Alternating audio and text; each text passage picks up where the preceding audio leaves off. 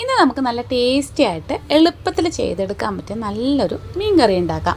അപ്പോൾ ആദ്യം തന്നെ നമ്മൾ മിക്സിയുടെ ജാറിലേക്ക് 1 കപ്പ് ചെറിയ തേങ്ങ, 2 സ്പൂൺ മുളക് പൊടി, 1 സ്പൂൺ മഞ്ഞൾപ്പൊടി, 1.5 സ്പൂൺ മല്ലിപ്പൊടി ഇട്ട് കൊടുക്കാം. കുറച്ച് വെള്ളം ഒഴിച്ചിട്ട് ഇതൊന്ന് നമുക്ക് അരച്ചെടുക്കാം. ഇനി നമ്മൾ വേറൊരു ചട്ടിയിലേക്ക് കുറച്ച് വെളിച്ചെണ്ണ ചൂടാക്കി കടുക് ഉലുവയൊക്കെ ഇട്ട് ഒന്ന് പൊട്ടി വരുമ്പോൾ കുറച്ച് ചെറിയുള്ളി അരിഞ്ഞ് ചേർത്തിട്ട് ഒന്ന് വഴറ്റിയെടുക്കുക. അതിലേക്ക് 1 കഷ്ണം ഇഞ്ചി അരിഞ്ഞതും 3-4 വെളുത്തുള്ളി അരിഞ്ഞതും കൂടി ചേർത്ത് കൊടുക്കുന്നുണ്ട്.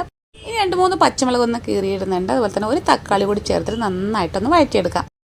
ഇനി ഇതിലേക്ക് നമ്മൾ അരച്ച് വെച്ചിരിക്കുന്ന അരപ്പോട് ചേർത്ത് ഒന്ന് മിക്സ് ചെയ്തെടുക്കുന്നുണ്ട്. പിന്നെ കുറച്ച് വെള്ളം കൂടി ഒഴിച്ചിട്ട് ഒന്ന് നന്നായിട്ട് തിളച്ച് വരുന്ന സമയത്ത് നമ്മൾ നേരത്തെ കുടംപുളി ഒന്ന് വെള്ളത്തിൽ കുതിർത്ത് വെച്ചിട്ടുണ്ട്. അത് വെള്ളത്തോടെ തന്നെ ഒഴിച്ചു കൊടുക്കാം.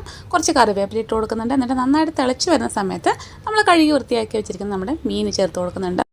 ഞാൻ അയില മീനാണ് കേട്ടോ ചേർത്ത് കൊടുത്തിട്ടുള്ളത്. ആവശ്യത്തിന് ഉപ്പിട്ട് കൊടുത്തിട്ടുണ്ട്. നന്നായി തിളച്ചതിന് ശേഷം നമുക്ക് സിമ്മിലേക്ക് ആക്കിയിട്ട് കുറച്ച് സമയം കൂടി ഇതൊന്ന് അടച്ച് വെച്ചിട്ട് വേവിച്ചെടുക്കാം. അപ്പോഴേക്കും നമ്മുടെ നല്ല ടേസ്റ്റി ആയിട്ടുള്ള മീൻ കറി റെഡിയാവും.